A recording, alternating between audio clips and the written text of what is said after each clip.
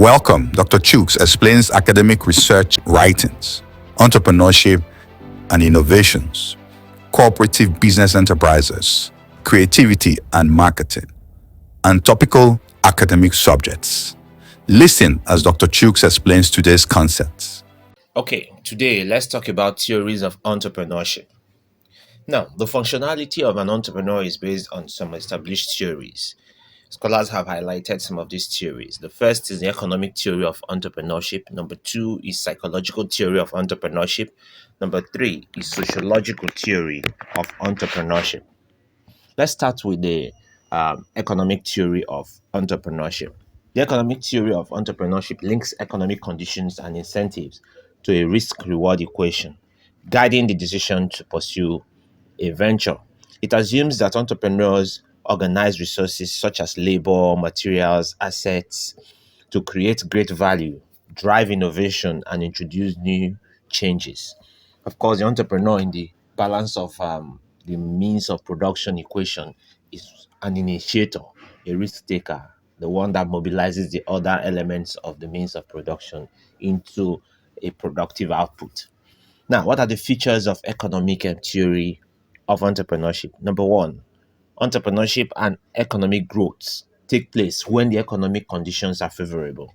Number two, economic incentives are the main motivations for entrepreneurial activities. Number three, economic incentives include taxations, policies on industrialization, sources of finance, um, maybe the ease of getting raw materials, infrastructural availabilities like roads, water, electricity, and what have you, investments and marketing opportunities that are available in such an environment, access to information about the market condition, and the technology that is required to power whatever production or entrepreneurial venture is carried out in that environment. So these are the three economic theories of entrepreneurship.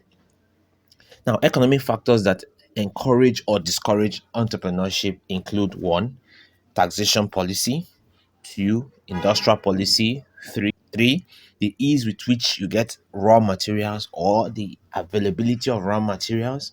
Number four, easy access to finance on favorable terms. Number five, access to information about market conditions. Number six, availability of technology and infrastructure. And number seven, marketing opportunities. Okay, now the economic theory of entrepreneurship is subdivided into three. All right, into three, namely classic theory, the neoclassic theory, and the Australian market process.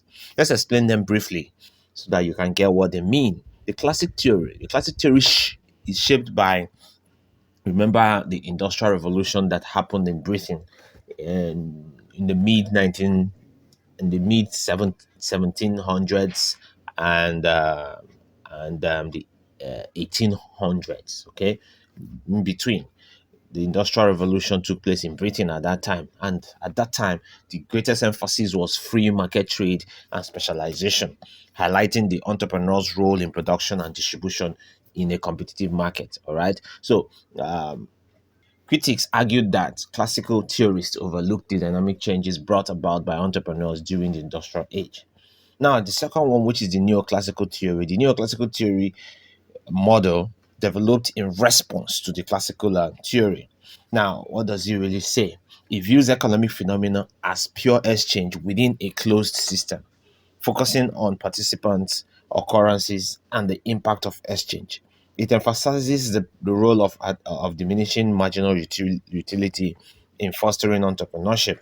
Now, criticism of this theory or this theoretical model includes its neglect of individual entrepreneurial uniqueness, failure to account for the future value of innovation, and its inadequate representation of market complexity and uncertainty.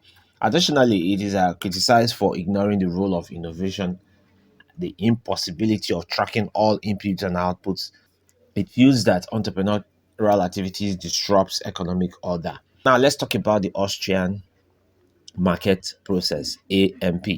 The limitation of the neoclassical model led to the development of the Austrian market process. which was influenced by Sean Peters in 1934.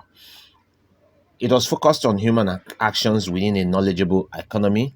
Sean Peters saw entrepreneurship as a catalyst for market systems with enterprises driving innovation and market motion.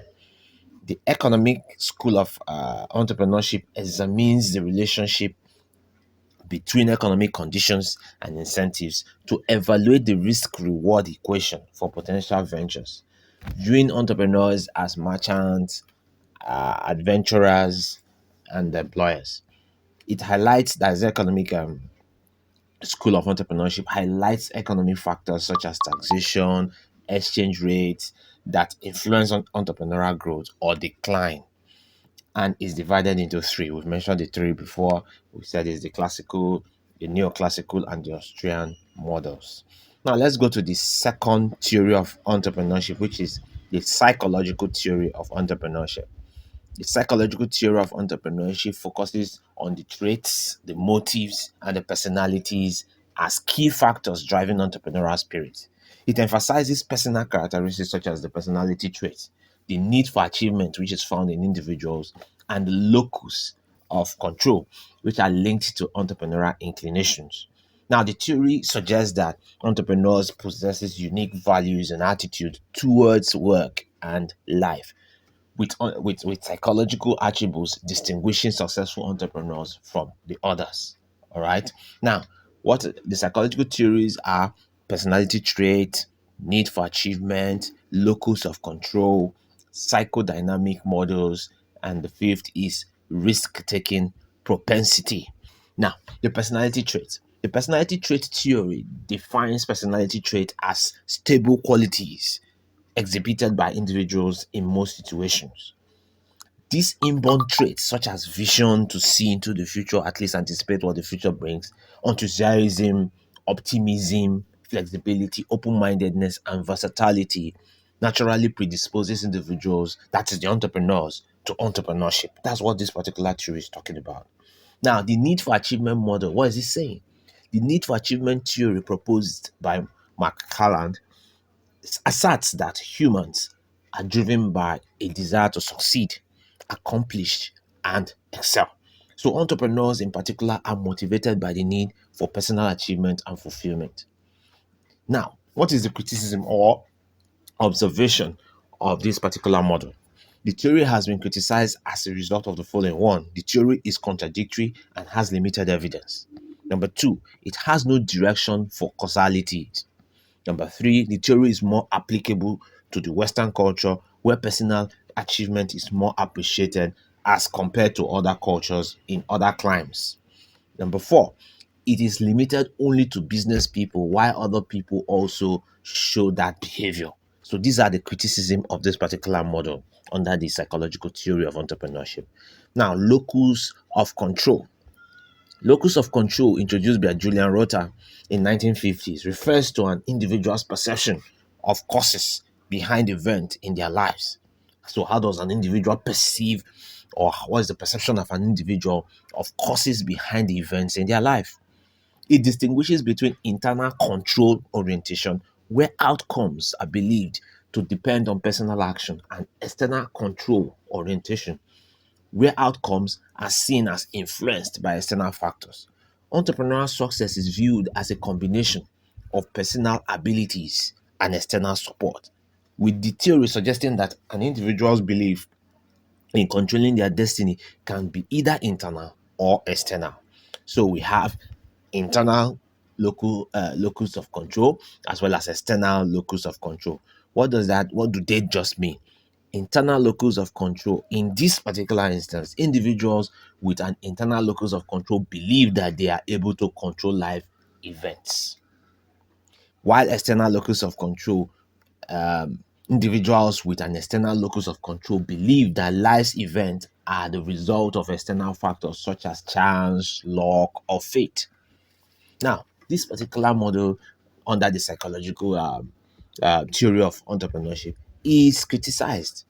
There are some criticisms against it and observations. Number one, the theory correlates to the need for achievement theory. Individuals with internal locus of control, people are the ones who are interested in the need for achievement than the externals. Number two, direction of causalities. That is, people tend to work harder when getting success. Thus have the internal locus of control. Number three, observation is that culture and belief system was heightened or is thrown up from this theory. What does that really mean? There are societies which their belief system make them more external. For example, those who believe that God will do everything for them. So this play a part in this conceptualization. Number four, being internal is always the best. This is one of the criticism or observation from this theory. Being internal, as an individual cannot always be in charge of everything, such as weather and other people's behavior.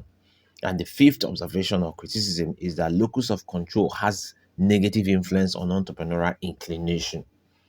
Okay, now let's talk about the psychodynamic model.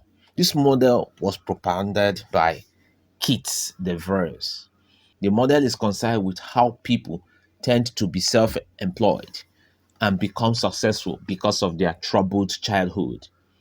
In troubled childhood, children tend to be abused with low esteem and lack of confidence. Therefore, an individual grows in such an environment, or an individual growing in such an environment have reserved wishes towards those in control. So when they see someone in control, they tend to have some reservation concerning such person. Now, what is the criticism of this particular model? The theory explains the behavior of extreme categories of people leaving out the rest. Number two, some people with similar background do not show innovative rebelliousness. Okay, some tend to be criminals and or drug addicts or alcoholic. So you see what that model is all about. Then we also talk about risk taking. Risk taking. This theory contends about one's willingness to accept risk.